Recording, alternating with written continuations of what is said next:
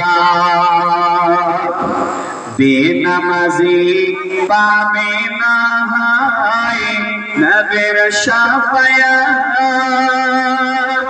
দোজখে হবে থাইকার জায়গা শুধু আযাব আর আযাব নামাজ না পড়িলে পাবে নামাজ না পড়িলে পাবে পরকালে সাজা এমনই তো হতে পারে তোমার জোহরি জানাজা এমনই তো হতে পারে তোমার জোহরি জানাজা। সম্মানিত উপস্থিত এসে থাকা মাওলানা ইকরাম আর সামনে বসে থাকা আমার ভাই বন্ধুগণ এবং পর্দার শিক্ষার্থী, আমি কোরআন থেকে একটা ছোট আয়াত আপনাদের সম্মুখে পাঠ করেছি। সেই আয়াতকে সামনে রেখে কিছু আলোচনা করব ইনশাআল্লাহ। আল্লাহর কাছে আমি দোয়া করি যেন আল্লাহ আমাকে সঠিক বলার এবং আমাদের সকলকে তার প্রতি আমল করার জন্য তৌফিক দান করুন। ভাইজান আমার সময় কম, এজন্য আমি নিজের মজুর দিকে এগিয়ে যাই। আজকে যে মাহফিলটা সাজা হয়েছে এই মাহফিলটা হচ্ছে দস্তরে বন্দি। এই মাহফিলের মধ্যে আমরা সকলে দেখব আজকে এই মাদ্রাসা আবু হুরায়রা। আপনারা জানেন যে এই মাদ্রাসাতে গেলবার যে প্রোগ্রাম হয়েছিল সেই প্রোগ্রামে তকরিবান 4টা হাফেজ ইকরাম হয়েছিল। মাশাআল্লাহ, আল্লাহ তাবারক ওয়া তাআলা আবার আমাদেরকে সুযোগ দিয়েছে যে এই যে আজকে আমরা এত বড় মাহফিল সাজিয়েছি শুধু কার জন্য? সে হাফেজ ইকরামের জন্য। আমার ভাইরা, যে কোরআনটাকে আল্লাহ তাবারক ওয়া তাআলা নাযিল করেছেন, যে কোরআনটাকে আল্লাহ তাবারক ওয়া তাআলা নাযিল করার পরে হেফাজতের জিম্মেদারি আল্লাহ নিজে নিয়ে আছেন, সে কোরআনকে আজকে হাফেজ ইকরাম নিজের সিনাতে নিয়ে বসে আছেন। আল্লাহ তাবারক ওয়া তাআলা বলছেন, হে আমার প্রিয় বান্দা তোমরা শোনো, আমার মহান কিতাব কোরআন কারীম এমন একটি কিতাব যে কিতাবটাকে শুনি হযরত ওমর রাদিয়াল্লাহু তাআলা তিনি যেন ইসলাম গ্রহণ করেছিলেন। যে ওমরকে দেখে শয়তান দূরে সরে যায়, যদি শয়তান আগাদিক থেকে আসে, ওমর যদি সে রাস্তাতে বের হয়ে যায়, হযরত ওমরকে দেখে শয়তান দূরে সরে যায়। হযরত ওমর আল্লাহর নবীকে কতল করতে বের হয়েছেন, ওয়াই ওমরের কানে আওয়াজ এলো, এই ওমর জি নবীকে তুমি কতল করতে যাবে, সেই নবীর প্রতি তোমার বড় ঈমান এনেছে। ভাইরে আমার, বন্ধুরে আমার, সে কি কোরআন এমন একটি কিতাব, এমন একটি পাওয়ারফুল কিতাব যে কোরআনের আয়াত শুনে হযরত ওমর যেন মুসলমান হয়েছে। ভাইরে আমার, বন্ধুরে আমার, সে কোরআনকে আল্লাহ এমন ভাবে নাযিল করলেন, আল্লাহর নবী গারে ফিরাতে আল্লাহর ইবাদত করছিলেন, হঠাৎ করে হযরত জিবরাইল আল্লাহর নবীর কাছে আসলেন।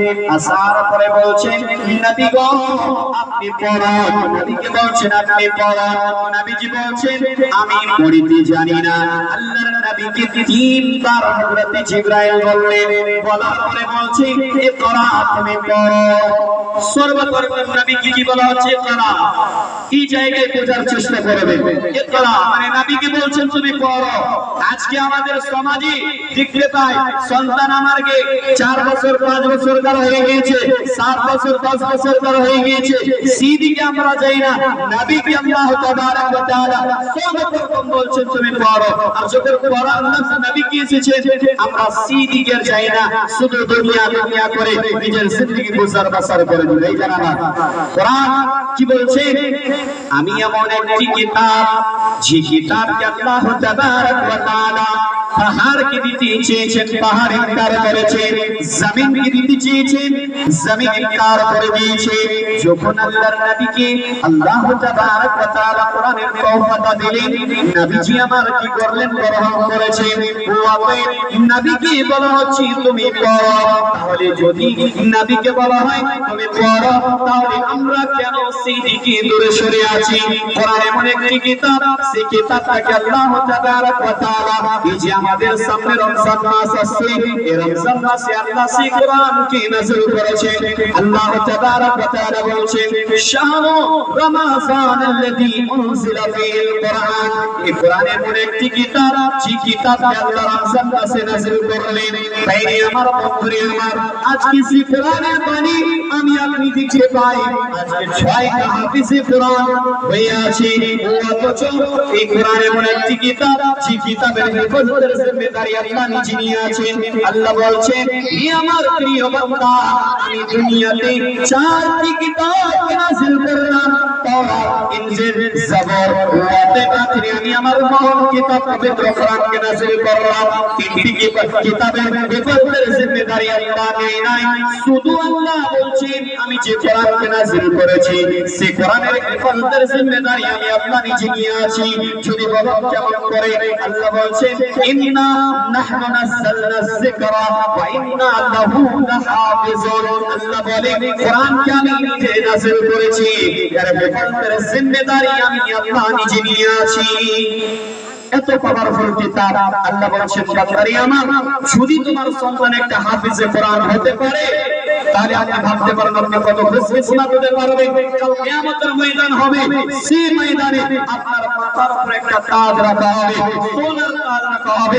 যে আজকে আমরা সূর্যটা দেখছি, সেই সূর্যতে যত পরিমাণ তাপ দেখছি, সেই যে রোশনিটা আছে তার চেয়েও বেশি সেই তাজটা চমকিবে। তবে হাসরের ময়দানে এই জানার বন্ধুগণ, যারা হাফেজে কোরআন হবে, যারা হাফেজে কোরআন হবে, তাদেরকে বলা হবে তুমি কোরআন তিলাওয়াত করো আর আমার জান্নাতের সিঁড়িতে তুমি চড়তে থাকো।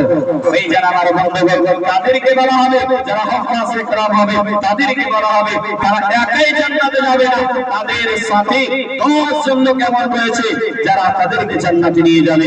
এই যারা আমার বন্ধুগণ, এজন্য আমি আপনাদের সম্মুখে বলতে চাই নিজের আওলাদকে আপনি হাফেজে কোরআন বানান। আপনাকে আমি বলতে চাই আপনি এই পৃথিবীর জমিনে যদি কিছু পেতে চান, তাহলে আপনাকে কি করতে হবে? নিজের সন্তানদেরকে হাফেজে কোরআন বানাতে হবে। আমার সময় এখান থেকে কত, ইনশাআল্লাহ তাআলা আবার যদি আমি কোনদিন মৌকা পাই আপনাদের সম্মুখে যে কোরআন আজকে হাফেজে কোরআন দেখছেন, কত খুশকিসমত এর বাবা মা হবে যে আজকে তারা এই জান্নাতের সার্টিফিকেট নিয়ে বসে আছে। এই জন্য আমার বন্ধুগণ, আপনাদেরকে আমি বলতে চাই নিজের সন্তানদেরকে হাফেজে কোরআন বানান। যদি আপনি কাল কিয়ামতের ময়দানে একটা কাজ করতে চান, আপনি যদি জান্নাতে যেতে চান, তাহলে আমাদেরকে কি করতে হবে? নিজের আওলাদকে হাফেজে কোরআন বানাতে হবে। এজন্য আমি আল্লাহর কাছে দোয়া করি যেন আল্লাহ আমাদের সকলকে নিজের সন্তানদেরকে হাফেজে কোরআন বানার জন্য আল্লাহ তাবারক ওয়া তাআলা তৌফিক দান করুন। আমিন। রব্বানা আতিনা ফিদ দুনিয়া হাসানাতাও ওয়া ফিল আখিরাতি হাসানাতাও ওয়া কিনা আযাবান নার। ربنا لا تزغ قلوبنا بعد إذ هديتنا وهب لنا من لدنك رحمة إنك أنت الوهاب. السلام عليكم ورحمة الله وبركاته. وعليكم السلام ورحمة الله وبركاته.